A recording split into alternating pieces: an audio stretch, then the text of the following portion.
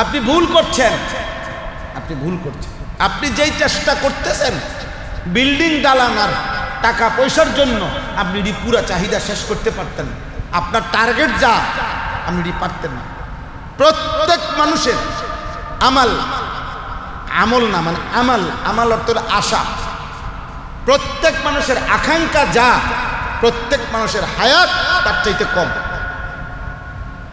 এটাকে সবার বেলা, পৃথিবীর সর্বোচ্চ ধনীর বেলায়ও তার আকাঙ্ক্ষা যা, পরিকল্পনা যা, তার ইচ্ছা যা, তার হায়াত তার চাইতে কম। নবী সাল্লাল্লাহু আলাইহি সাল্লাম এটা আইকা দেখাইছে। আইকা এরকম 3টা আঁক দিছে, আঁক দিয়ে বলছে এখানে মানুষ, কলম নাই, এখানে মানুষ, এখানে তার আশা। মনে করেন মাঝখানে নবী সাল্লাল্লাহু আলাইহি সাল্লাম আঁক দিয়ে বুঝাইছেন। মাশাআল্লাহ, এরকম মনে করেন 3 না দিছে হুজুর, 3টা আঁক দিছে, এই একটা, এই একটা, এই একটা, বুঝছেন? তো এখানে দাঁড়িয়ে আছে মানুষ, এই পর্যন্ত তার আশা, এটা তার মৃত্যু। এটা রাসূলুল্লাহ সাল্লাল্লাহু আলাইহি সাল্লাম আইকা। নবীজির বহু হাদিস আছে যেখানে নবীজি মাটিতে আঁকছে, আঁকাআঁকি করছে। সিরাতে মুস্তাকিম বুঝাইতে গিয়া নবীজি মাটিতে আঁকা আঁকা দিছে, ডানে বামে ছোট ছোট রেখা টানছে, বলছে এগুলাতে যাইবা না, সিরাতে মুস্তাকিম সোজা রাস্তায়। হ্যাঁ, কবরের আযাবের কথা বলতে গিয়ে নবীজি মানে মাটিতে অনেকক্ষণ আঁকাআঁকি করছেন, এরকম। তো এভাবে বুঝাইছে যে বান্দা এখানে আকাঙ্ক্ষা, আশা, আমাল এখানে, আর তার মৃত্যু কোথায়? অর্থাৎ প্রত্যেক মানুষ তার জীবনের যত আকাঙ্ক্ষা, এর কোনোটাই কেউই তার হায়াতে শেষ করতে পারবে না, থেকেই যাবে, থাইকেই যাবে। অতএব দুনিয়াবি আকাঙ্ক্ষা, পরিকল্পনা, প্ল্যান, প্রোগ্রাম, ইচ্ছা, স্বপ্ন, কল্পনা শেষ হবে না, শেষ হবে না। আপনি পারতেন না, আপনি পারতেন। আল্লাহ নবী সাল্লাল্লাহু আলাইহি সাল্লাম বলছেন বনি আদমের তৃপ্তি হবে না, তৃপ্তি হবে তখন কবরের মাটি মুখে ঢুকাবে যখন। লান ইয়ামলা আফাহু ইল্লা তুরাব। বনি আদমের আকাঙ্ক্ষা মিটবে তখন যখন তার মুখে কি ভরবে? মাটি পুরাবে, মাটি। অর্থাৎ তার কবরে যখন কি ফেলবে? মাটি ফেলবে। তারে যখন কবরে দাফন করবে, তার আগ পর্যন্ত, শেষ নিঃশ্বাস পর্যন্ত তার স্বপ্ন শেষ হবে না। দুনিয়া এমন রাক্ষস। অতএব আপনি শুধু কেবল স্ত্রী সন্তানের দুনিয়াবি প্রয়োজনে যা যা দরকার, আপনি এগুলো নিয়ে জীবনটা শেষ করেন না। পারতেন না, পারতেন না রে আব্বা। অভিভাবক যারা, অভিভাবক তারা, তাদেরকে আগে বললাম, আপনারা পারতেন না, শেষ করতে পারতেন না। এটা রাবারের মতো, টান দিলে লম্বা হয়, ছেড়ে দিলে আবার ছোট হয়। দুনিয়ার চাহিদা, সকালের 10 আইটেমের তরকারি দুপুরের, কিন্তু খাওয়া শেষ হয়ে গেলে আবার রাত্রের নতুন ফিকির তৈরি হয়। তার মানে চাহিদা শেষ করবেন কেমন? কেমনে শেষ করবেন? অতএব আল্লাহ তাআলা কোরআনুল কারীমের মধ্যে জন্য বলছেন, ওয়া'মুর আহলাকা বিসসালাহ, তুমি তোমার পরিবারের সদস্যদেরকে নামাজের আদেশ করো। ওয়াসতাবির আলাইহা, তুমি নিজেও নামাজের উপরে মজবুত থাকো। লা নাসআলুকা রিজকা, আমি আল্লাহ তোমাদের কারো কাছে রিজিকের জন্য কারো সহযোগিতা চাই না। বাপ পুত, মা মেয়ে, কারো সহযোগিতা আমার লাগবে না রে বান্দা। নাহনু নারযুকুক, আমি একাই সকলকে রিজিক দেব। বাপ তোকেও রিজিক দেব, সন্তান তোকেও রিজিক দেব, সন্তান তোমাকেও দেব, বাপ তোমাকেও দেব। কথাটা আমি 2 ভাবে কইছি না, এটা 2 ভাবে কোরআন শরীফ আছে, এমনি কইছি। মানে একবার বললাম যে বাপ, আল্লাহ যেন বলছে বাপ তোকেও রিজিক দেব, ফুত তোকেও রিজিক দেব। আরেকবার কি বললাম? ফুত তোকেও রিজিক দেব, বাপ তোমাকেও রিজিক দেব। আল্লাহ এই কথাটা 2 বার বলছে। একবার বলছে নাহনু নারযুকুকুম ওয়া ইয়্যাহুম, আমি তোমাদেরকে রিজিক দেব, সন্তানদেরকেও রিজিক দেব। আরেকবার বলছে নাহনু নারযুকুহুম ওয়া ইয়্যাকুম, আমি সন্তানদেরকেও রিজিক দেব, তোমাদেরকেও রিজিক দেব। তোমার যেমনে কল্পনা হয়, নিজেরে নিয়ে যদি ভাবনা হয়, তো যাও কথা দিলাম তোমারে রিজিক দেব, জিফুতের লেগে যদি চিন্তা হয়, যাও কথা দিলাম অগরুর জি, তোমার যেমন যখন যার কথা, তোমার নিজের কথা মনে হইলো আমার উপরে ছেড়ে দাও, তোমার সন্তানাদির কথা মনে হইলো কার হাতে ছেড়ে দাও, আমার হাতে ছেড়ে দাও। কি মালিক কতটা সুন্দর করে বললেন, আমি সবার বিষয়টা দেখব, তুমি নামাজের বিষয়টা দেখো। ওয়ালা তাকতুলু আওলাদাকুম খাশিয়াতা ইমলাক, অভাবের দারিদ্রতার ভয়ে সন্তানকে মেরে ফেলো না, বরবাদ করে দিও না, ধ্বংস করে দিও না, ধ্বংস করে দিও। আরে কিসের নামাজ রোজা, এত আল্লাহ বিল্লাহ করে পারা যাইতো না। পয়সা কামাই করো, টাকা রোজগার করো, টাকা দরকার। বর্তমান পৃথিবীতে চলতে হলে টাকা দরকার, আগের পৃথিবীতে চলতে হলে মাটি দরকার ছিল না। নূহ আলাইহিস সালামের জামানায় তো সবাই মাটি দিয়েই চলতো, ইব্রাহিম আলাইহিস সালামের জামানায় তো সবাই মাটি দিয়েই চলতো। তো সম্পদ দরকার ছিল না কোন যুগে? কথা বলেন না, সম্পদ দরকার ছিল না কোন যুগে মিয়া? আজকের পৃথিবীতে টাকা দরকার, সম্পদ দরকার। তো কারুনের এত সম্পদ ছিল কেন? কারুন কি গত বছরের মানুষ? তো সে এত সম্পদ। ওয়া আতাইনাহু মিনাল কুনুজি মা ইন্না মাফাতিহাহু লাতানূউ বিল উসবাতি উলিল কুওয়া। আল্লাহ বলেন আমি কারুনকে এত বেশি পরিমাণ সম্পদের ভান্ডার দিয়েছি, ভান্ডার, সম্পদ না শুধু, সম্পদের কুনুজ, কানজুন মানে হলো একেবারে খনি, খনি, সম্পদের খনি দিছি আমি তাকে, টাকা পয়সা স্বর্ণ রৌপ্যের এত দিছি যে তার সেই সম্পদের ভান্ডারের চাবিগুলো বহন করতে গিয়ে শক্ত সামর্থ্য যুবকের পিঠ বাঁকা হয়ে যায়। এটাই হলো মূল অর্থ, মূল তাফসীর, কোরআনের ব্যাখ্যা। আর ওইটা হলো ইসরায়েলি রাওয়ায়াত। ইহুদিদের রাওয়ায়াত হলো 70টা উট লাগতো কারুনের চাবি বহন করতে, আর কোরআনের বর্ণনা হলো 70 জন যুবক, তাগড়া জোয়ান যুবক মানুষ, তাদের পিঠ বাঁকা হয়ে যাইত কারুনের চাবি বহন করতে। লাতানূউ বিল উসবাতি উলিল কুওয়া, এটা মানুষের সিফাত, উটের না। যাই হোক, তো এটাই জন্য বললাম। তাইলে ভাইয়া আমি এই প্রসঙ্গটা এটা আমার জীবনের একটা প্রসঙ্গ। আমি সব সময় এই দুই শ্রেণীর বিষয়, এক হলো নওজওয়ানদেরকে বেশি বলি, আরেকটা হলো এই অভিভাবক শ্রেণীকে সচেতনতার ক্ষেত্রে আমি একটু বেশি বলি। এটা আমাদের জিম্মাদারি, আমরা আমাদের দায়িত্বটা ভুলে গেছি। আল্লাহ তাআলা আমাদেরকে বুঝার তৌফিক দান করে।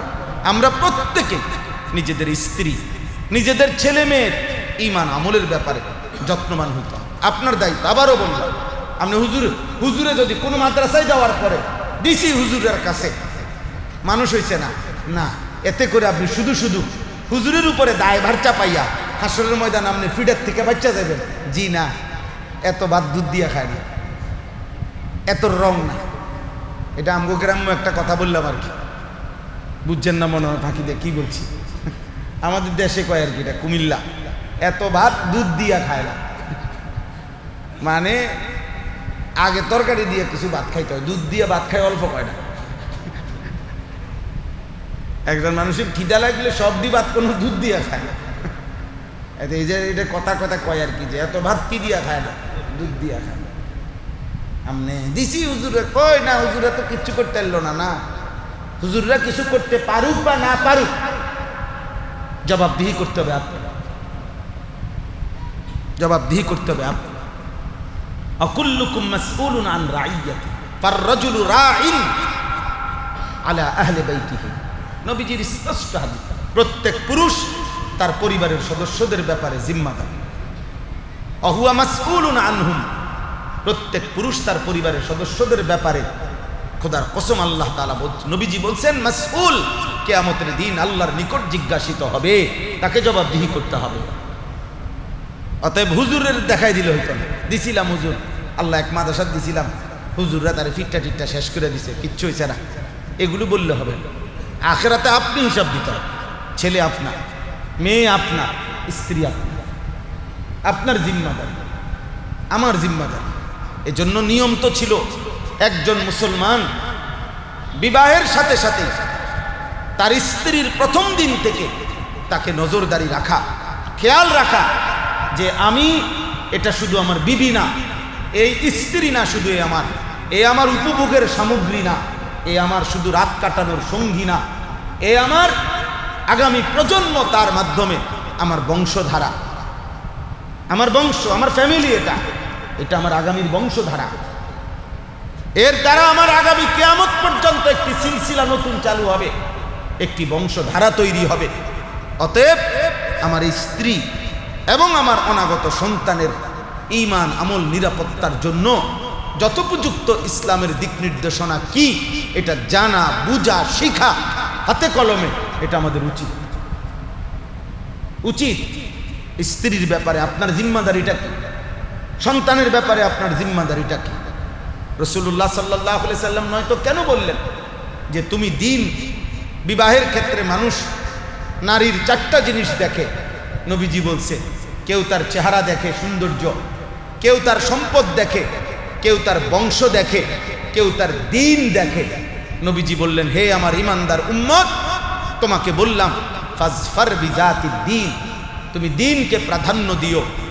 তারিবাতি ইয়াদাক, যদি দিনকে প্রাধান্য না দাও, আল্লাহ যেন তোমার বেইজ্জতি করে।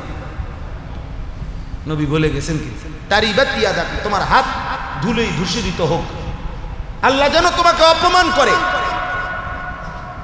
অপমানিত হবে তুমি দিনকে প্রাধান্য দিলে না কেন? তাহলে কেন?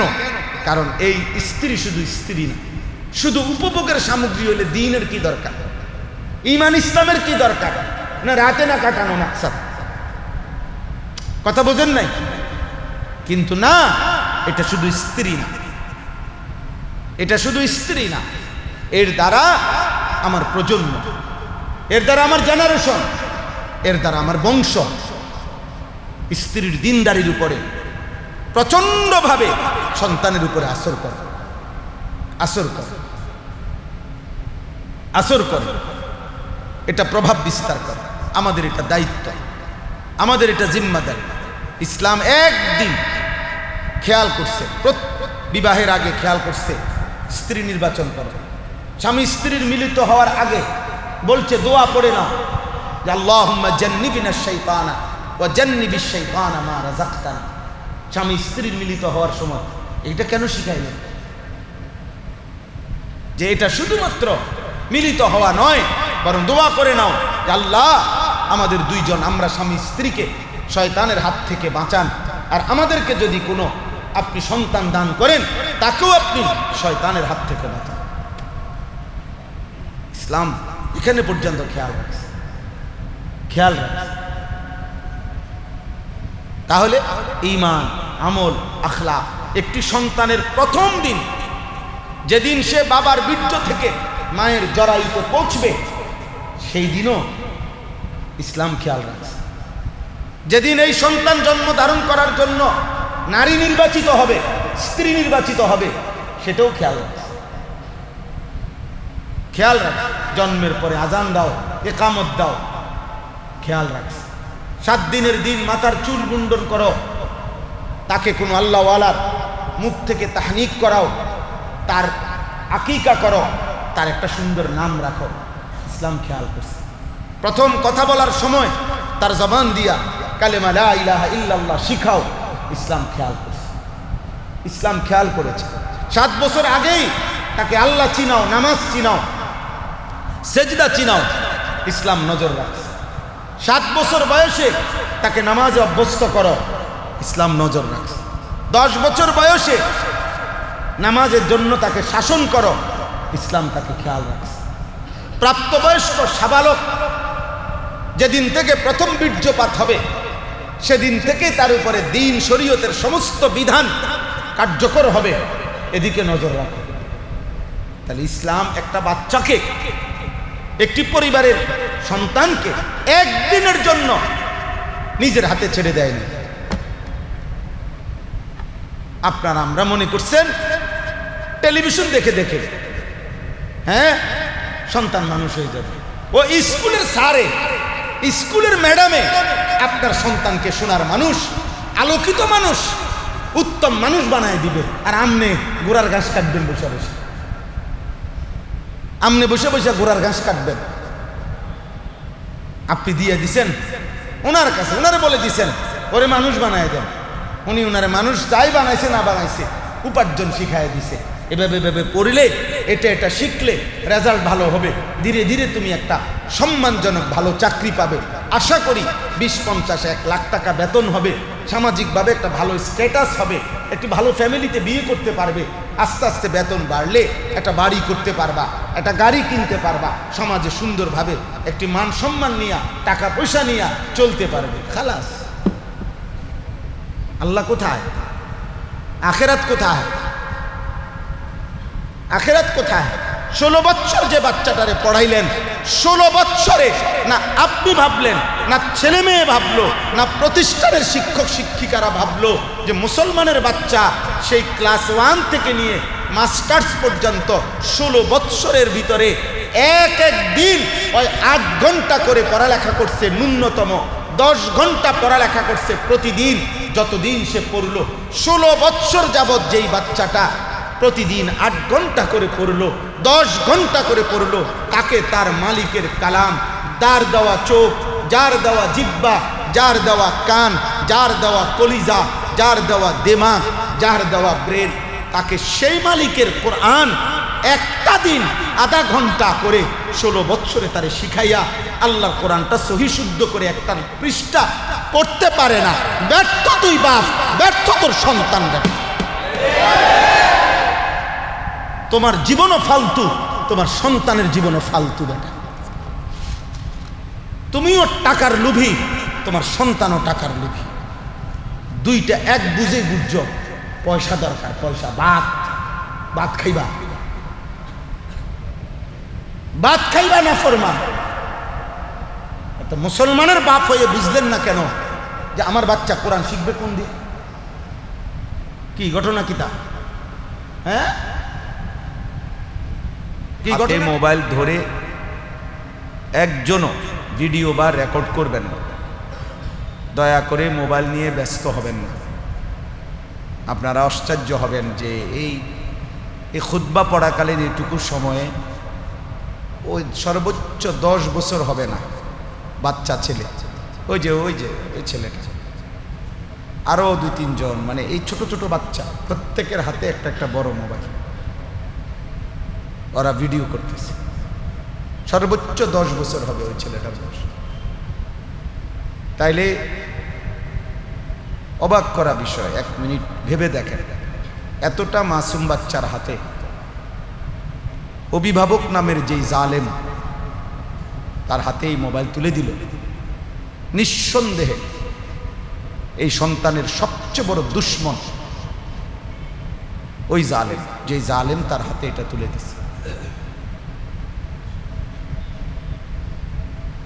এই বাচ্চার ধ্বংসের পিছনে সর্বপ্রথম দায়ী এই জালেম। যদি এটা মা হয়, মা জালেম; যদি এটা বাপ হয়, তো এটা বাপ জালেম। সন্তানের সবচেয়ে বড় দুশ্মন এই। ওই বড় ভাই, দুলা ভাই বা এমন কেউ নিশ্চিত এই 10 বছরের বাচ্চা এই মোবাইলটা ও কিনে নাই। তার কাছে এতগুলো টাকা থাকার কথাও না, আর এই সাহসও তার না। তাহলে অভিভাবক নামের কোনো দুশ্মন তার হাতে এটা তুলে দিচ্ছে। যে অভিভাবকের মনে করে উচিত ছিল সন্তানকে আল্লাহ চিনানো, আখেরাত চিনানো, আফসোসের বিষয় ও খুব মজা পাইতেছে, খুব খুশি, আনন্দিত। এরকম অসংখ্য বাচ্চাদের হাতে হাতে মোবাইল। তাহলে আমরা যদি সবাই ছেড়ে দেই, সংশোধন করে দিবে কে? কার সন্তান কে সংশোধন করে? কার এত সময়? আপনার ঘরে আপনার সন্তান আপনি নষ্ট করে দিবেন, আর আমি একটা তাবিজ দিয়ে দেব। হ্যাঁ, 110 টাকা দিয়ে একটা তাবিজ কিনে নিলেন, অথবা ফু দিয়ে দিলেন হুজুরের দিয়া, তো হুজুরের এক ফুঁতে আপনার ছেলে জোনায়েদ বাগদাদি হয়ে যাবে। এটা বুঝি কথা? আমাদের এটা ভাবা উচিত। রাসূলুল্লাহ সাল্লাল্লাহু আলাইহি ওয়াসাল্লাম স্পষ্ট এটা বলেছেন, প্রত্যেক বাবা মা জন্মলগ্নে যে সন্তান আল্লাহকে মানার যোগ্যতা নিয়ে ভূমিষ্ঠ হয়, বাবা মা ওই সন্তানকে ইহুদি বানায়, খ্রিস্টান বানায়, অগ্নিপূজক বানায়। এটা নবী সাল্লাল্লাহু আলাইহি সাল্লামের সাফ বক্তব্য। এখানে ওলামায়ে কেরাম আছে, আপনি জিজ্ঞেস করে দেখেন। মা মিন মাউলুদিন ইল্লা ইউলাদু আলাল ফিতরা, প্রত্যেকটি মানব সন্তান ফিতরাত, আল্লাহকে মানার যোগ্যতা নিয়ে ভূমিষ্ঠ হয়। ফিতরাত মানেই হলো ইসলাম, সৃষ্টিগত মানুষের আল্লাহ তাআলার ফয়সালা। ইন্না খালাকনাল ইনসানা মিন নুতফাতিন আমশাজ নাবতালিহি ফাজআলনাহু সামিআন বাসীরা, নিশ্চয়ই আমি আল্লাহ মানুষকে স্বামী স্ত্রীর জন্য আমি আল্লাহই তাকে শুনবার এবং দেখবার পূর্ণ যোগ্যতা দিয়েছি। তাহলে আল্লাহ তাআলা বলেন, আমার আখিরাতের পরীক্ষায় উত্তীর্ণ হওয়ার জন্য যে যোগ্যতা দরকার আমি সেটা আমিই দিছি। ফাজআলনাহু সামিআন বাসীরা, শারীরিকভাবে আমি সেই যোগ্যতা দিয়েছি। তদুপরি ইন্না হাদাইনাহুস সাবিলা, যথোপযুক্ত পথ আমি তাও দেখিয়ে দিয়েছি, কিতাবও দিছি, নবীও পাঠাইছি, শরীরের যোগ্যতাও দিছি। কাজে ভুল করার কোনো সিস্টেম নেই, জাহান্নামী হওয়ার কোনো যৌক্তিকতা নেই, আল্লাহর পথ থেকে বিচ্যুত হওয়ার কোনোই কারণ নেই, কোনো কারণ নেই। তাহলে নবী সাল্লাল্লাহু আলাইহি ওয়াসাল্লাম বললেন, ফাআবাওয়াহু ইউহাব্বিদানিহি আও ইউনাসসিরানিহি আও ইউমাজ্জিসানিহি, অতঃপর তার মা বাবা ওই বাচ্চাটিকে জন্মসূত্রে আমি আল্লাহ যাকে ইসলাম মানার যোগ্যতা দিয়ে পাঠাইছিলাম, অতঃপর বাবা মা তাকে ইহুদি বানায়, ইউহাব্বিদানিহি অথবা খ্রিস্টান বানায়, অথবা মূর্তি পূজক বানায়, অগ্নিপূজক বানায়, মাজুসি বানায়, মানে বেঈমান বানায়, এক কথা নাফরমান বানায়। আপনার কেনা টেলিভিশন দেখতে দেখতে ছেলেটা নষ্ট হয়েছে, আপনার মুখের গালি শুনতে শুনতে বাচ্চাটা নষ্ট হয়েছে, আপনার মুখের বিড়ি সিগারেট দেখতে দেখতে বাচ্চাটা নষ্ট হয়েছে, এই মহিলার বেপর্দা জিন্দিগি দেখতে দেখতে মেয়েটা নষ্ট হয়েছে, আপনার ঘরে দিন শরীয়তের কোনো চর্চা নাই দেখে দেখে বাচ্চাটা নষ্ট হয়েছে, নষ্ট হয়ে গেছে, এখন আর বোঝানো যাচ্ছে না। নবী সাল্লাল্লাহু আলাইহি ওয়াসাল্লাম বলছেন, মুরু আওলাদাকুম বিসসালাত ওয়া হুম আবনাউ সাবঈ সিনিন, তোমরা তোমাদের সন্তানদেরকে নামাজের আদেশ করো যখন তাদের বয়স 7 বছর। তাহলে দুইটা জিনিস, এক বলছে বাবা মাকে তোমাদের সন্তানদেরকে নামাজের আদেশ করো, তাহলে এটা বাবা মার দায়িত্ব। আমগো কাছে আইসা আবার হুজুর কি পড়ান মাদ্রাসার মধ্যে, বাইতে ইয়াজের নামাজ পড়ে না, আলাপ করে, বুঝেন নাই? আমরা দায়িত্ব, ওনার দায়িত্ব হলো বিড়ি খাওয়া,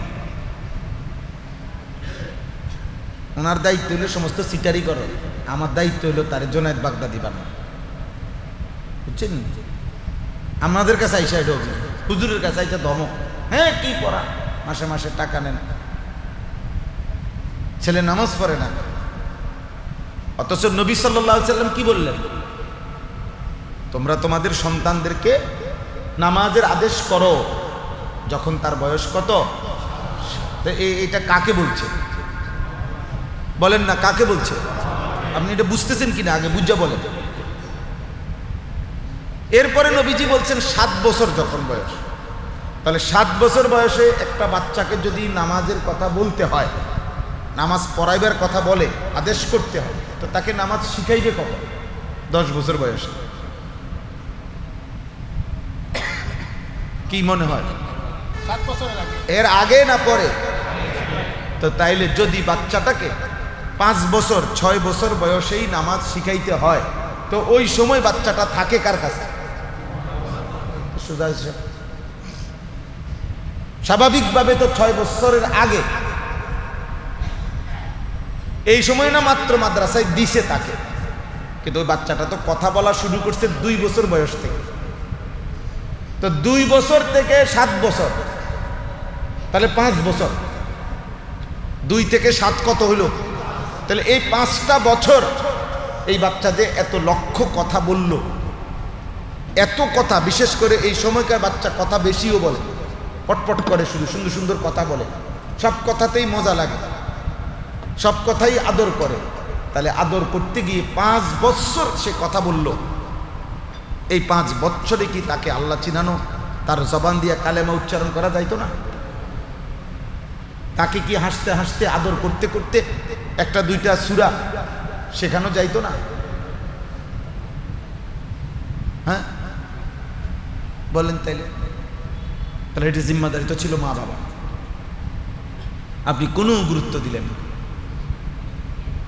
ওয়াদরিবুহুম আলাইহা ওয়া হুম আবনাউ 10 সিনিন। যখন তোমাদের সন্তানের বয়স 10 বছর, তখন তোমরা তাকে নামাজ না পড়লে প্রহার করো। ওয়াদরিবুহুম, তাকে প্রহার করো, শাস্তি দাও। তাহলে এটাও মা বাপকে বলছে না। এখন টেলিভিশনে বলে দিছে, অ্যাডভার্টাইজের নর্তকী বলে দিছে, বাচ্চাকে মোটেই শাসন করবেন, ওকে নিজের মতো বেড়ে উঠতে দেন। ও হেসে খেলে, ললিপপ খাইতে খাইতে, ও মোবাইল টিপতে টিপতে, নাটক দেখতে দেখতে নিজের মতো করে ও বেড়ে হবে, বেড়ে উঠবে। নিজের মতো করে বেড়ে ওঠে না, নিজের মতো করে বেড়ে উঠলে নষ্ট হয়। ইসলাম একদিনের জন্য কাউকে 1 ঘন্টার জন্য নিজের মতো চলতে দেয় নাই। দিছে? টেলিভিশনে দেখছে, ওনার কাছে টেলিভিশনের নর্তকীর কথাটা ওনার দিলে বুঝে ধরছে। অ্যাডভার্টাইজের মধ্যে বলছে যে বাচ্চাকে শাসন করা যাবে, বাচ্চার ব্রেনে চাপ পাবে। এত ছোট বাচ্চাকে সকালবেলা ফজরের নামাজের জন্য উঠালে ওর ব্রেনে চাপ পাবে। এটা আমাদেরকে বুঝাই। অথচ 7 বছরের বাচ্চাকে নবীজি বলছে নামাজের আদেশ করো, এটা কি ফজর সহ না জোহরের থেকে? তাহলে 10 বছরের বাচ্চাকে প্রহার করো নামাজ না পড়লে, এটা কি ফজর সহ না ফজর বাদ দিয়ে? তাহলে আপনি কি গত 5 বছরে, 7 বছরের পর থেকে নিয়ে আপনার ছেলেটাকে আজকে 16 বছর, তাহলে 9 বছর গেছে, 9 সাথে 16, আপনি কি দেখেন না ছেলেটা যে ফজরের নামাজ পড়ে না? আপনি মা বাপ না? আপনার জিম্মাদারি না এটা? তা রাসূলুল্লাহ সাল্লাল্লাহু আলাইহি ওয়াসাল্লামের এই আদেশটা যে লঙ্ঘন করলেন, এটার জন্য আখিরাতে জবাবদিহি করতে হবে না? বুঝতে শিখে, একজনই বুঝে, আপনার জিম্মাদারি বোঝায়। নবী সাল্লাল্লাহু আলাইহি সাল্লাম তিনি রাহমাতুল লিল আলামিন, তিনি দয়ার মায়ার সাগর। তো যার কলিজায় এত দয়া, তিনি যদি বলে 10 বছরের বাচ্চাকে নামাজ না পড়লে প্রহার করো, সেখানে আপনি অতিরিক্ত মায়া দেখাচ্ছেন মানে? তো রাসূলুল্লাহ সাল্লাল্লাহু আলাইহি সাল্লামের বক্তব্যের চাইতে টেলিভিশনের কথাটা দামি হয়ে গেল, এটা বেশি যৌক্তিক হয়ে গেল নবী সাল্লাল্লাহু আলাইহি সাল্লামের কথার চাইতে। অথচ নবী সাল্লাল্লাহু আলাইহি সাল্লাম যে এই কথাটা বলছেন, এটা নবীজি যে বলছেন, এটা নিজের থেকেই তো বলছেন না? নবীজি তো নিজের থেকেই বলছেন নাকি? তো তাহলে এই কথাটার আল্লাহ তাআলার অনুমোদন আছে কিনা এই কথাটার উপর? তো তার আল্লাহ এবং রাসূলের সিদ্ধান্ত এটা, যিনি সৃষ্টিকর্তা এইখানে আছে। আলা ইয়ালামু মান খালাক, আল্লাহ বলতেছে, আরে বান্দা শোনো, যিনি সৃষ্টি করলেন তিনি জানবেন না তার সৃষ্টি কতটুকু, কেমন, কি, কোন জায়গায়? তিনি জানবেন না বেশি, তুমি জানবা? বানাইলেন যিনি, তিনি জানবে না? আলা ইয়ালামু মান খালাক, যে আল্লাহ সৃষ্টি করলেন তিনি জানবেন না? তাইলে 10 বছরের বাচ্চাটাকে কি শাসন করা যাবে না যাবে না, এটা আল্লাহর চাইতে আপনি বেশি বুঝেন, এটা রাসূলুল্লাহ সাল্লাল্লাহু আলাইহি সাল্লামের চাইতে আপনি বেশি বুঝেন। তো এই জন্য বুঝতেছে আপনারা হয়তো পরে বলতাম, আগে বলে ফেললাম। আমি দেখলাম আর তাকাইয়াছিলাম বাচ্চাটার দিকে, অবাক লাগলো। 3-4 জনই আপনার ছোট ছোট বাচ্চা, প্রত্যেকের হাতে একটা মোবাইল, এখনো খুঁজে দেখেন প্রতিদিন। আব্বা, আমি আবারও বলতেছি, এখন থেকে নিয়ে যেটুকুই শোনেন মোবাইলটা হেফাজত করেন, এবং লাস্টে বয়ান শেষে দয়া করে আল্লাহর ওয়াস্তে একজনও মুসাফা করার জন্য আমার সাথে অনুরোধ করলাম, ঠেলাঠেলি করবেন। প্রতিদিন একেবারে প্রত্যেক বয়ানে এই ধাক্কা ধাক্কি করার কারণে 8টা-10টা দামি দামি মোবাইল চুরি হয়। এই গতকালকে রাত্রে, গতকালকেও যেখানে বয়ান করছে, বেচারা আয়োজক 3 ভাই, মাহফিলের আয়োজক যারা, তাদের 3 ভাইয়ের 3টা মোবাইলে নিছে।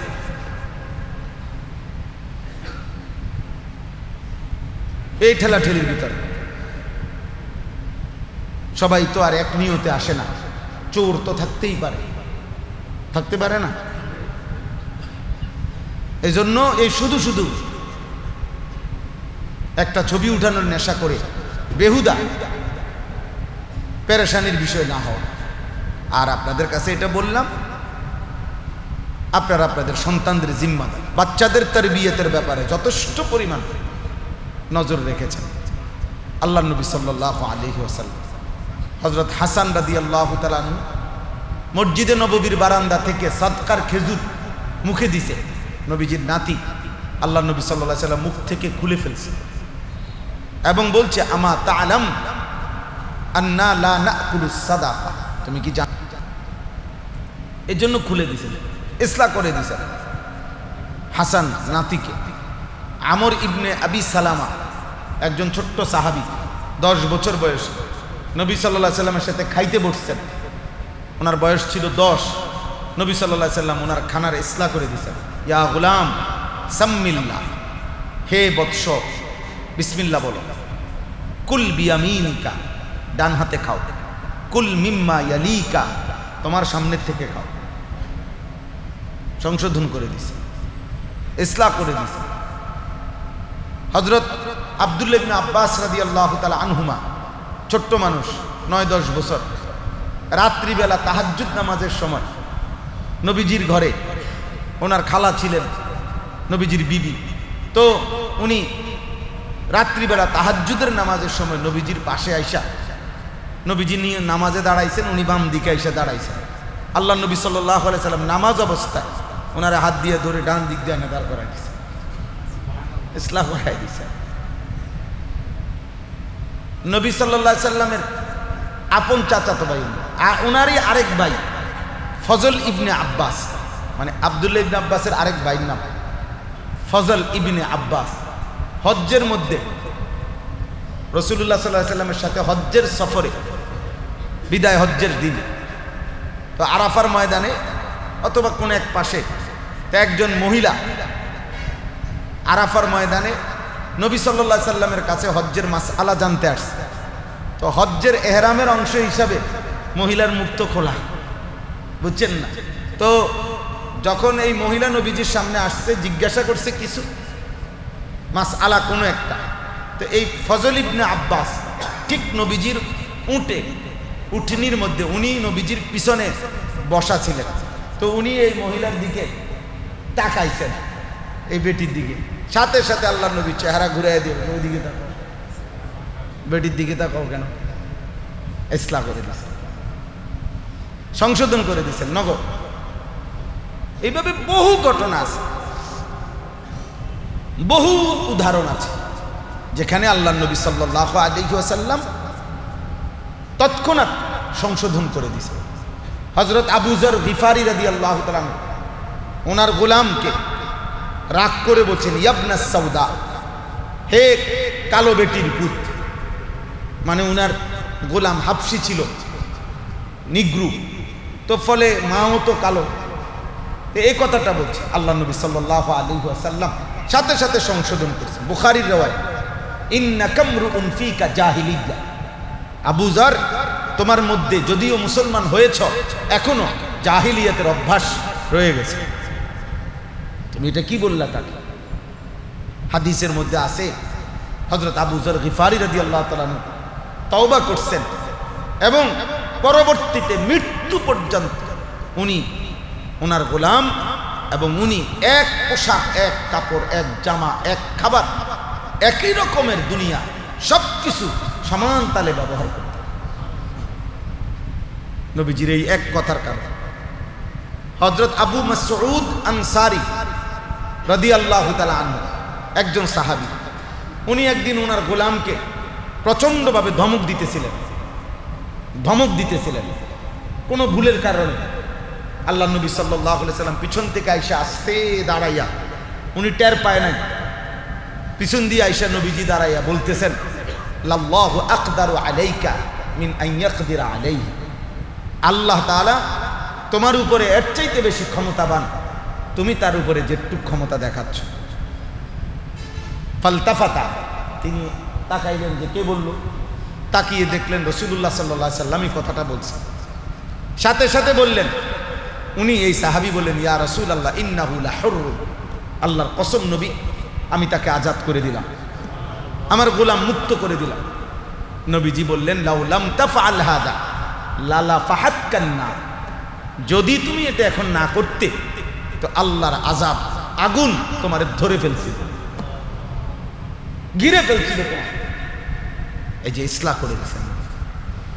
হযরত আনাস রাদিয়াল্লাহু তাআলা আনহু, আনাস ইবনে মালিক, আনাস রাদিয়াল্লাহু তাআলা আনহু, যে উনার বর্ণনা আছে, উনি উনার ভাইকে বেশি শর্মায়, হায়া লজ্জা বেশি করে, এই জন্য বুঝাইতেছিলেন, একটু ধমক সমক দিতেছেন, আরে বেটা এত শর্মাইলে হবে নি, এত লজ্জা পাইলে হবে নি। আল্লাহ নবী সাল্লাল্লাহু আলাইহি সাল্লাম ওনাকে ইসলাহ করে দিয়েছেন, দাহু, রাখো, কেন তাকে নিষেধ করছো, লজ্জা কম করতে বলছো কেন, রাখো তুমি। ফা ইন্নাল হায়া খাইরুন কুল্লু, শোনো হায়া, লজ্জাশীলতা পুরাটাই কল্যাণ, হায়া পুরাটাই কি কল্যাণ, কল্যাণই কল্যাণ। লা ইয়াতিল হায়া ইল্লা বিখাইরিন, লজ্জা শুধুই কল্যাণই ডেকে আনে, কল্যাণই ডেকে আনে। বাকি বুঝা দরকার, ভীরুতা আর লজ্জার মধ্যে পার্থক্য আছে। একটা হলো কাপুরুষতা, আর একটা হলো কি লজ্জাশীলতা, এটার থেকে বোঝা উচিত। তো যাই হোক, আমি উদাহরণ দিলাম, মানে অনেকগুলো, যে কয়েকটা আমার এখন হঠাৎ মনে আসলো। তাহলে এই সবগুলোর উদাহরণ হলো ইসলাহ জরুরি, সন্তানের ইসলাহ জরুরি, অভিভাবকের ইসলাহ কি জরুরি, অভিভাবকের ইসলাহ জরুরি। কোরআনুল কারীমের মধ্যে আছে, কোন বাবার বয়স যদি হয় 40 বছর, কোন বাবার বয়স যদি কি হয় 40 বছর পূর্ণ হয়, এবার এই 40 বছর বয়স্ক মানুষের একটি অন্যতম দায়িত্ব হলো আল্লাহর কাছে নিজের সন্তানাদির ইসলাহ কামনা করা, দোয়া করা। এটা একটা কোরআনের আয়াত, কোরআন শরীফের আয়াত। ওয়ালাম্মা বালাগা আশুদ্দাহু ওয়া বালাগা 40 সানা, যখন যৌবন পূর্ণ হলো এবং 40 পূর্ণ হলো, তখন একজন ইমানদার কি দোয়া করবে? তো আল্লাহ তাআলা শিখাইছেন, দোয়া করবে সে, রব্বি আউজি'নি আন আশকুরা নি'মাতাকাল্লাতী আন'আমতা আলাইয়া ওয়া আলা ওয়ালিদাইয়া। আল্লাহ এই পর্যন্ত, এই হায়াত পর্যন্ত আপনি আমি এবং আমার বাবা মার উপরে যত নিয়ামত দিয়েছেন, আমাকে সমস্ত নিয়ামতের শুকর আদায়ের তৌফিক দান করেন। এই হলো 1 নম্বর দোয়া। 2 নম্বর, ওয়া আন আ'মালা সালিহান তারদাহু, আপনি খুশি হবেন এমন নেক আমল করার তৌফিক আমাকে দান করেন। 3 নম্বর, ওয়া আসলিহ লি ফি যুররিয়্যাতি, আমার সন্তানদেরকে, আমার পরিবার পরিজনকে ইসলাহ, সংশোধন করে দেন। ইন্নী তুবতু ইলাইকা, আমি আমার গুনার জন্য মাফ চাচ্ছি। ইন্নী মিনাল মুসলিমিন, আমি মুসলমানদের একজন, মানে আপনার আনুগত্যশীল বান্দাদের একজন। তাহলে 40 বছর বয়স হয়ে গেছে আপনার, অথচ আপনি এখনো আপনার পরিজনের ঈমান, আমল, আখলাক, আখিরাত, এটার সংশোধনের ফিকির আপনার মধ্যে নাই। আপনি ভুল করছেন, আপনি ভুল করছেন, আপনি ভুল করছেন। আপনি যেই চেষ্টা করতেছেন বিল্ডিং ডালানার টাকা পয়সার জন্য, আপনি এটি পুরা চাহিদা শেষ করতে পারতেন না। আপনার টার্গেট যা, আপনি এটি পারতেন না। প্রত্যেক মানুষের আমল না মানে আমাল অর্থ আশা। প্রত্যেক মানুষের আকাঙ্ক্ষা যা, প্রত্যেক মানুষের হায়াত তার চাইতে কম। এটাকে সবার বেলা, পৃথিবীর সর্বোচ্চ ধনীর বেলায়ও তার আকাঙ্ক্ষা যা, পরিকল্পনা যা, তার ইচ্ছা যা, তার হায়াত তার চাইতে কম। নবী সাল্লাল্লাহু আলাইহি সাল্লাম এটা আইকা দেখাইছে। আইকা এরকম 3টা আঁক দিছে, আঁক দিয়ে বলছে এখানে মানুষ, কলম নাই, এখানে মানুষ, এখানে তার আশা। মনে করেন মাঝখানে নবী সাল্লাল্লাহু আলাইহি সাল্লাম আঁক দিয়ে বুঝাইছেন। মাশাআল্লাহ, এরকম মনে করেন 3 না দিছে, হুজুর 3টা আঁক দিছে, এই একটা, এই একটা, এই একটা, বুঝছেন? তো এখানে দাঁড়িয়ে আছে মানুষ, এই পর্যন্ত তার আশা, এটা তার মৃত্যু। এটা রাসূলুল্লাহ সাল্লাল্লাহু আলাইহি সাল্লাম আইকা। নবীজির বহু হাদিস আছে যেখানে নবীজি মাটিতে আঁকছে, আঁকাআঁকি করছে। সিরাতে মুস্তাকিম বুঝাইতে গিয়া নবীজি মাটিতে আইকা আইকা দিছে, ডানে বামে ছোট ছোট রেখা টানছে, বলছে এগুলাতে যাইবা না, সিরাতে মুস্তাকিম সোজা রাস্তায়।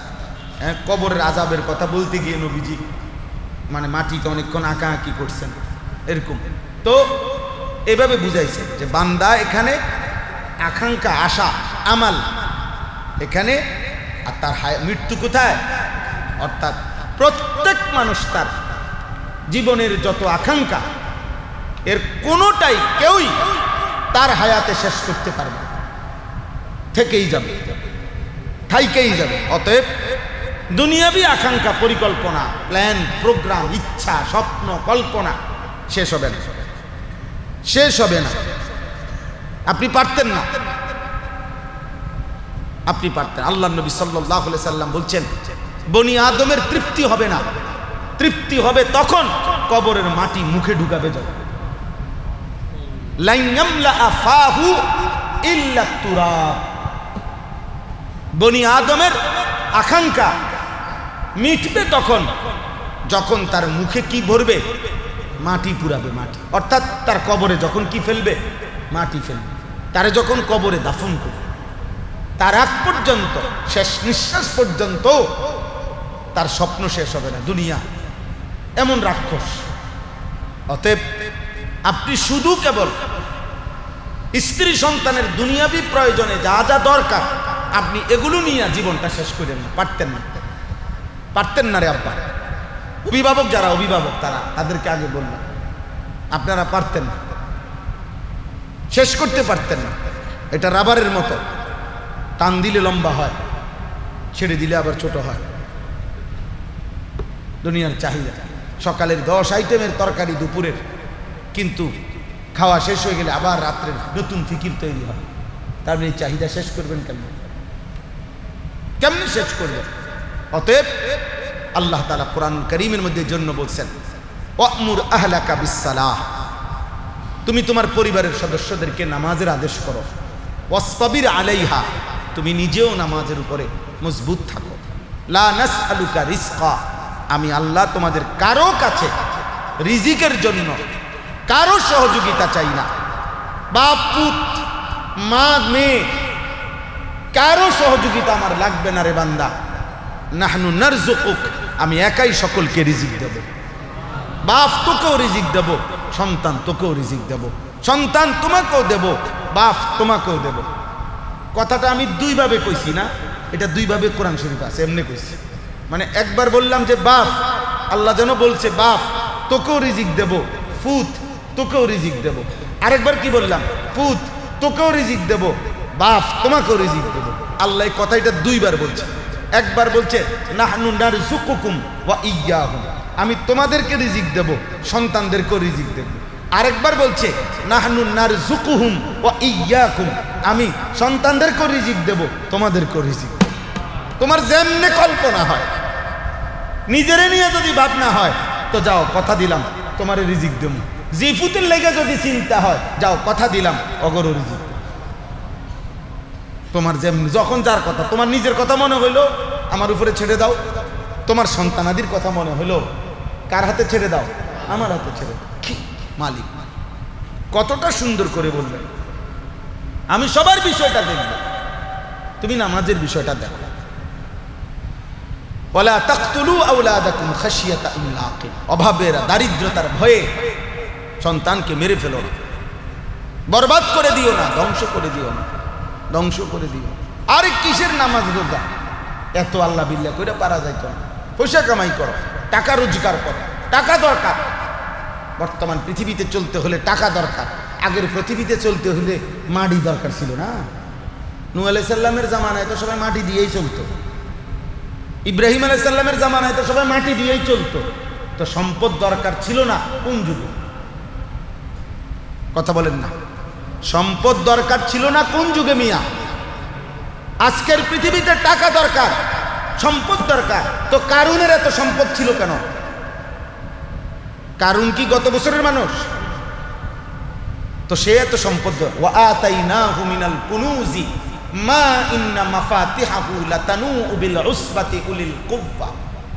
আল্লাহ বলেন আমি কারুনকে এত বেশি পরিমাণ সম্পদের ভান্ডার দিয়েছি। ভান্ডার, সম্পদ না শুধু, সম্পদের কুনুজ, কানজুন মানে হলো একেবারে খনি, খনি, সম্পদের খনি দিছি আমি তাকে, টাকা পয়সা স্বর্ণ রৌপ্যের এত দিছি যে তার সেই সম্পদের ভান্ডারের চাবিগুলো বহন করতে গিয়ে শক্ত সামর্থ্য যুবকের পিঠ বাঁকা হয়ে যায়। এটাই হলো মূল অর্থ, মূল তাফসীর, কোরআনের ব্যাখ্যা। আর ওইটা হলো ইসরায়েলি রাওয়ায়াত। ইহুদিদের রাওয়ায়াত হলো 70টা উট লাগতো কারুনের চাবি বহন করতে। আর কোরআনের বর্ণনা হলো 70 জন যুবক, তাগড়া জোয়ান যুবক মানুষ, তাদের পিঠ বাঁকা হয়ে যাইতো কারুনের চাবি বহন করতে। লাতানূউ বিল উসবাতি উলিল কুওয়া, এটা মানুষের সিফাত, উটের না। যাই হোক, তো এটাই জন্য বললাম। তাইলে ভাইয়া আমি এই প্রসঙ্গটা এটা আমার জীবনের একটা প্রসঙ্গ। আমি সব সময় এই দুই শ্রেণীর বিষয়, এক হলো নওজওয়ানদেরকে বেশি বলি, আরেকটা হলো এই অভিভাবক শ্রেণীকে সচেতনতার ক্ষেত্রে আমি একটু বেশি বলি।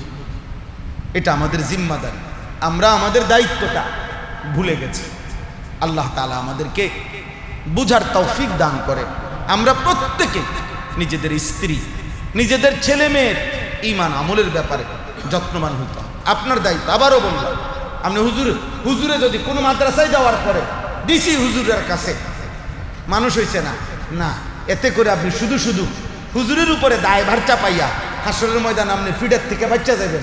জি না, এত ভাত দুধ দিয়ে খায় না, এত রং না। এটা আমগো গ্রাম্য একটা কথা বললাম আর কি, বুঝছেন না মনে হয় ফাঁকি দিয়ে কি বলছি। আমাদের দেশে কয় আর কি, এটা কুমিল্লা, এত ভাত দুধ দিয়া খায় না, মানে আগে তরকারি দিয়ে কিছু ভাত খাইতে হয়, দুধ দিয়ে ভাত খায় অল্প কয় না। একজন মানুষের খিদা লাগলে সব দি ভাত কোনো দুধ দিয়া খায় না। এই যে এটা কথা কথা কয় আর কি, যে এত ভাত কি দিয়া খায় না, দুধ দিয়া খায় না। আমনে দিছি হুজুরে, কই না হুজুরা তো কিচ্ছু করতে পারলো না। না, হুজুররা কিছু করতে পারুক বা না পারুক, জবাবদিহি করতে হবে আপনার, জবাবদিহি করতে হবে আপনার। আকুল্লুকুম মাসউলুন আন রাইয়াতি ফাররাজুলু রাইন আলা আহলি বাইতিহি। নবীজির স্পষ্ট হাদিস, প্রত্যেক পুরুষ তার পরিবারের সদস্যদের ব্যাপারে জিম্মাদার। অহুয়া মাসউলুন আনহুম, প্রত্যেক পুরুষ তার পরিবারের সদস্যদের ব্যাপারে খোদার কসম আল্লাহ তাআলা নবীজি বলছেন মাসউল, কিয়ামতের দিন আল্লাহর নিকট জিজ্ঞাসিত হবে, তাকে জবাবদিহি করতে হবে। অতএব হুজুরের দেখাই দিলে হইতো না, দিছিলাম হুজুর, আল্লাহ এক মাদ্রাসা দিছিলাম, হুজুররা তার ফিটটা টিটটা শেষ করে দিছে, কিচ্ছু হয়েছে না, এগুলো বললে হবে না। আখিরাতে আপনি হিসাব দিতে হবে। ছেলে আপনার, মেয়ে আপনার, স্ত্রী আপনার, আপনার জিম্মাদারি, আমার জিম্মাদারি। এজন্য নিয়ম তো ছিল, একজন মুসলমান বিবাহের সাথে সাথে তার স্ত্রীর প্রথম দিন থেকে তাকে নজরদারি রাখা, খেয়াল রাখা যে আমি এটা শুধু আমার বিবি না, এই স্ত্রী না, শুধু এ আমার উপভোগের সামগ্রী না, এ আমার শুধু রাত কাটানোর সঙ্গী না, এ আমার আগামী প্রজন্ম, তার মাধ্যমে আমার বংশধারা, আমার বংশ, আমার ফ্যামিলি, এটা আমার আগামীর বংশধারা। এর দ্বারা আমার আগামী কিয়ামত পর্যন্ত একটি সিলসিলা নতুন চালু হবে, একটি বংশধারা তৈরি হবে। অতএব আমার স্ত্রী এবং আমার অনাগত সন্তানের ঈমান, আমল, নিরাপত্তার জন্য যথোপযুক্ত ইসলামের দিক নির্দেশনা কি, এটা জানা, বুঝা, শিখা হাতে কলমে, এটা আমাদের উচিত। স্ত্রীর ব্যাপারে আপনার জিম্মাদারিটা কি? সন্তানের ব্যাপারে আপনার জিম্মাদারিটা কি? রাসূলুল্লাহ সাল্লাল্লাহু আলাইহি সাল্লাম নয়তো কেন বললেন যে তুমি দিন, বিবাহের ক্ষেত্রে মানুষ নারীর 4টা জিনিস দেখে। নবীজি বলছে, কেউ তার চেহারা দেখে, সৌন্দর্য, কেউ তার সম্পদ দেখে, কেউ তার বংশ দেখে, কেউ তার দিন দেখে। নবীজি বললেন, হে আমার ইমানদার উম্মত, তোমাকে বললাম ফাজফার বিজাতিদ দ্বীন, তুমি দিনকে প্রাধান্য দিও। তারিবাতি ইয়াদাক, যদি দিনকে প্রাধান্য না দাও, আল্লাহ যেন তোমার বেইজ্জতি করে। নবী বলে গেছেন কি, তারিবাতি ইয়াদাক, তোমার হাত ধুলোই ধূসরিত হোক, আল্লাহ যেন তোমাকে অপমান করে। অপমানিত হবে তুমি দিনকে প্রাধান্য দিলে না কেন? তাহলে কেন? কারণ এই স্ত্রী শুধু স্ত্রী না, শুধু উপভোগের সামগ্রী হলে দিনের কি দরকার, ঈমান ইসলামের কি দরকার? না রাতে না কাটানো মাকসাদ। কথা বোঝেন নাই? কিন্তু না, এটা শুধু স্ত্রী না, এটা শুধু স্ত্রী না, এর দ্বারা আমার প্রজন্ম, এর দ্বারা আমার জেনারেশন, এর দ্বারা আমার বংশ। স্ত্রীর দিনদারির উপরে প্রচন্ডভাবে সন্তানের উপরে আসর করে, আসর করে, আসর করে, এটা প্রভাব বিস্তার করে। আমাদের এটা দায়িত্ব, আমাদের এটা জিম্মাদারি। ইসলাম একদিন খেয়াল করছে, বিবাহের আগে খেয়াল করছে স্ত্রী নির্বাচন করে। স্বামী স্ত্রীর মিলিত হওয়ার আগে বলছে দোয়া পড়ে নাও যে আল্লাহুম্মা জান্নিবিনাশ শাইতানা ওয়া জান্নিবিশ শাইতানা মা রাযাকতানা। স্বামী স্ত্রীর মিলিত হওয়ার সময় এটা কেন শিখাইলেন? যে এটা শুধুমাত্র মিলিত হওয়া নয়, বরং দোয়া করে নাও যে আল্লাহ আমাদের দুইজন, আমরা স্বামী স্ত্রীকে শয়তানের হাত থেকে বাঁচান, আর আমাদেরকে যদি কোনো আপনি সন্তান দান করেন, তাকেও আপনি শয়তানের হাত থেকে বাঁচান। ইসলাম এখানে পর্যন্ত খেয়াল রাখছে, খেয়াল রাখছে। তাহলে ঈমান, আমল, আখলাক, একটি সন্তানের প্রথম দিন, যেদিন সে বাবার বীর্য থেকে মায়ের জরায়ুতে পৌঁছবে, সেই দিনও ইসলাম খেয়াল রাখছে। যেদিন এই সন্তান জন্ম ধারণ করার জন্য নারী নির্বাচিত হবে, স্ত্রী নির্বাচিত হবে, সেটাও খেয়াল রাখছে, খেয়াল রাখছে। জন্মের পরে আজান দাও, ইকামত দাও, খেয়াল রাখছে।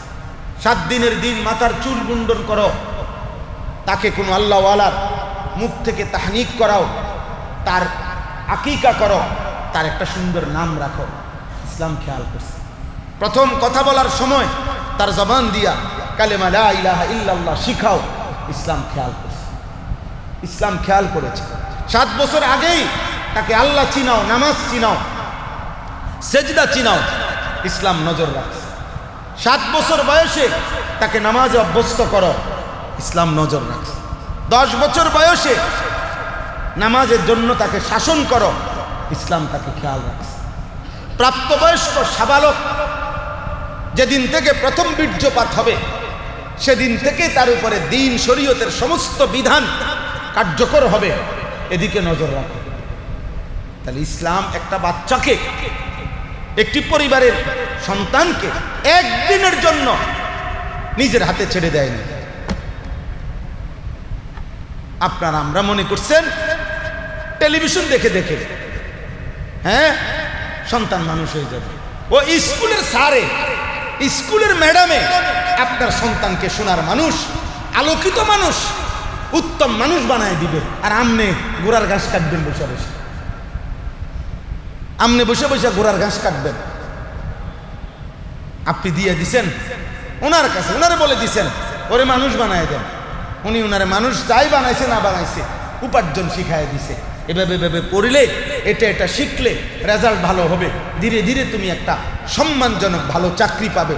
আশা করি 20-50-1 লাখ টাকা বেতন হবে, সামাজিকভাবে একটা ভালো স্ট্যাটাস হবে, একটি ভালো ফ্যামিলিতে বিয়ে করতে পারবে। আস্তে আস্তে বেতন বাড়লে একটা বাড়ি করতে পারবা, একটা গাড়ি কিনতে পারবা, সমাজে সুন্দরভাবে একটি মান সম্মান নিয়ে টাকা পয়সা নিয়ে চলতে পারবে। খালাস। আল্লাহ কোথায়? আখেরাত কোথায়? আখেরাত কোথায়?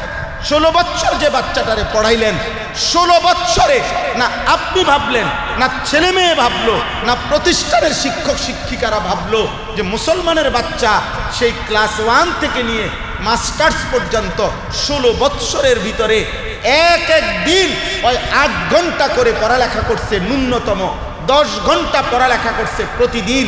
যতদিন সে পড়লো, 16 বছর যাবৎ যেই বাচ্চাটা প্রতিদিন 8 ঘন্টা করে পড়লো, 10 ঘন্টা করে পড়লো, তাকে তার মালিকের কালাম, যার দেওয়া চোখ, যার দেওয়া জিহ্বা, যার দেওয়া কান, যার দেওয়া কলিজা, যার দেওয়া দিমাগ, যার দেওয়া ব্রেন, তাকে সেই মালিকের কোরআন একটা দিন আধা ঘন্টা করে 16 বছরে তারে শিখাইয়া আল্লাহর কোরআনটা সহি শুদ্ধ করে একটা পৃষ্ঠা পড়তে পারে না। ব্যর্থ তুই বাপ, ব্যর্থ তোর সন্তানরা। তোমার জীবনও ফালতু, তোমার সন্তানের জীবনও ফালতু। বেটা তুমিও টাকার লোভী, তোমার সন্তানও টাকার লোভী। দুইটা এক বুঝে বুঝছ, পয়সা দরকার, পয়সা। ভাত খাইবা, ভাত খাইবা না ফরমান। তো মুসলমানের বাপ হয়ে বুঝলেন না কেন যে আমার বাচ্চা কোরআন শিখবে কোন দিন? কি ঘটনা কি তা? হ্যাঁ,